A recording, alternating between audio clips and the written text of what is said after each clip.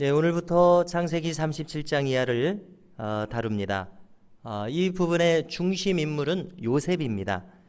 아시는 대로 야곱에게는 네 아내가 있었습니다. 레아, 라헬, 빌하, 실바. 그 중에서 야곱은 라헬을 가장 사랑했습니다. 또 레아는 외삼촌 라반 때문에 억지로 아내가 되었습니다. 또 빌하와 실바는 이 레아와 라헬의 몸종들이었습니다.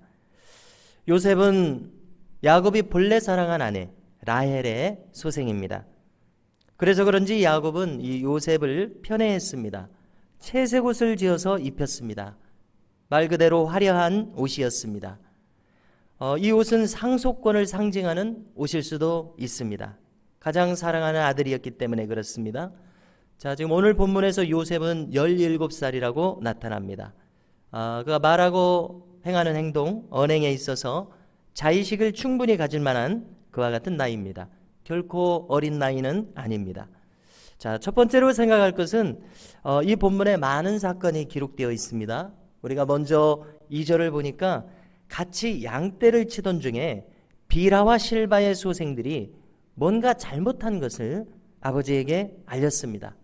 자, 그 소생들은 찾아보면은 단과 납달리, 갓과 아셀 네 사람입니다. 자, 이 네 사람은 양떼를 치면서 뭔가를 잘못했는데요. 이 사람들의 사람됨은 부족했습니다. 윤리의식이 부족한 것을 여기서 알 수 있습니다. 그리고 이제 나중에 행하는 것을 보면은 그들의 인격이 훌륭했다면은 요셉을 죽이려 하지도 않았을 것입니다. 그리고 노예로 팔아버리는 그런 잔인함을 보이지도 않았을 것입니다. 자, 그런가 하면 우리가 요셉을 보면은 요셉은 불의를 그대로 넘기지 못하는 직선적인 성격을 가진 것을 보게 됩니다. 그는 바로 이 사실을 아버지에게 알렸습니다. 그런 반면에 한 박자 쉰다든가 우회를 한다든가 하는 그런 융통성은 여기서 보이지 못합니다. 요셉의 입장에서 한번 보면은 이 사랑하는 아버지의 가산, 이 가산에 흠을 내는 이 형들을 용납할 수 없었을지도 모르겠다는 생각을 합니다.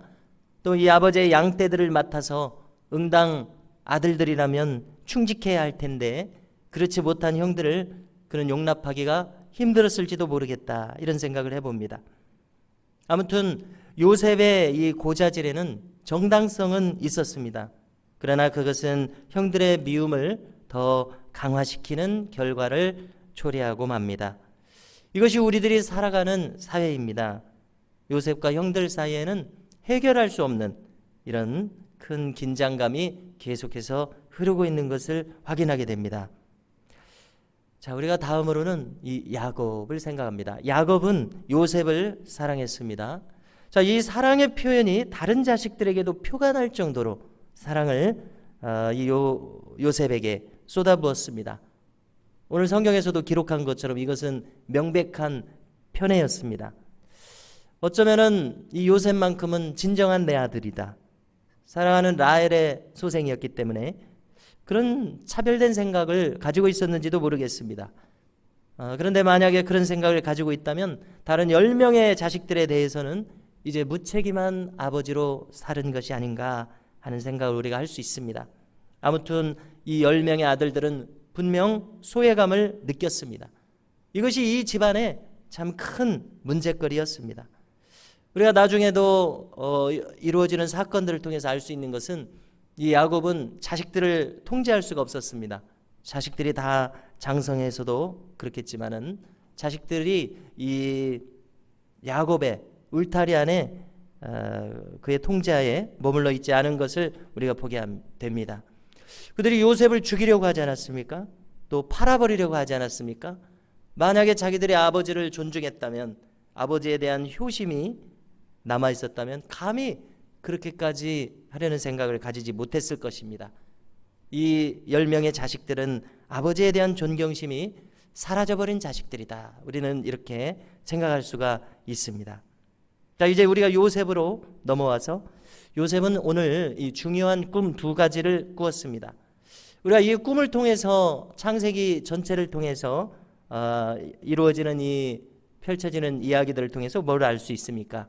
이 꿈들은 훨씬 더 나중에 나중에 증명될 수밖에 없지만 이 꿈들은 요셉이라고 하는 한 개인의 꿈에 머물지 않고 이스라엘 민족 전체의 운명에 대한 꿈이었습니다. 한 민족, 한 나라의 운명에 관계된 꿈이었습니다. 자, 이것이 하나님께서 계시적으로 주시는 그 꿈의 특징입니다. 자, 우리는 이제 요셉이나 야곱과는 다를 수 있겠습니다만은 요셉이나 야곱에게도 언약을 주셔서 이끌어 가시는 하나님이시듯이 우리가 주님을 정말 우리의 마음으로 고백하고 인격적으로 우리의 신앙을 고백하고 주님을 영접할 때에 우리가 살아가는 이 신앙의 여정 가운데서 우리 나름대로 언약의 백성이 된다고 믿습니다.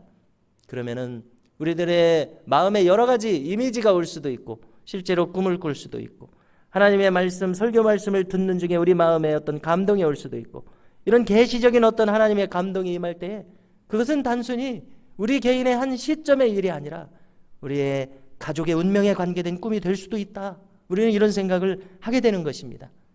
이 볕단이 전하는 작은 꿈, 작은 사건처럼 보인 이 일이 이스라엘 온 민족의 장차의 운명을 나타내는 그런 꿈이라는 것이 우리를 참 놀랍게 합니다.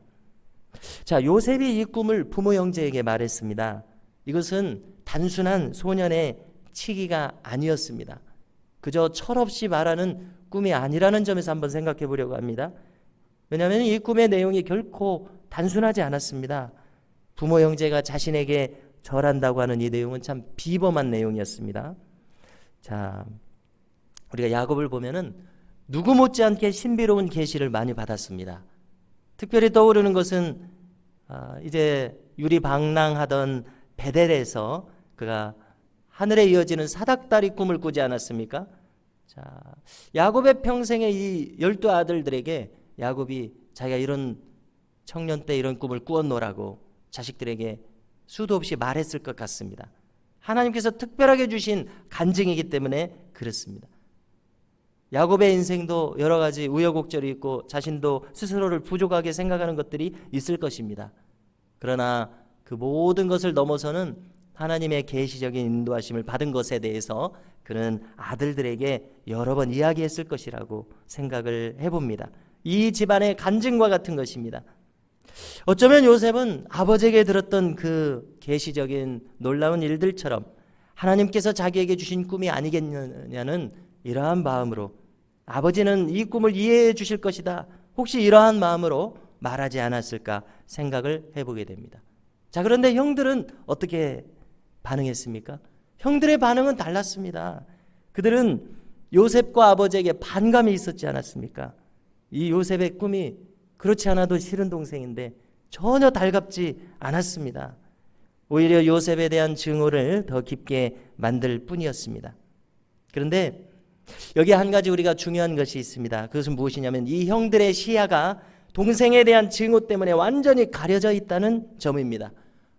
무슨 말인가 하면 이 형들은 동생에 대해서 그 듣기 싫은 꿈 이상의 것을 생각하지 못하는 상황에 있었다는 것입니다.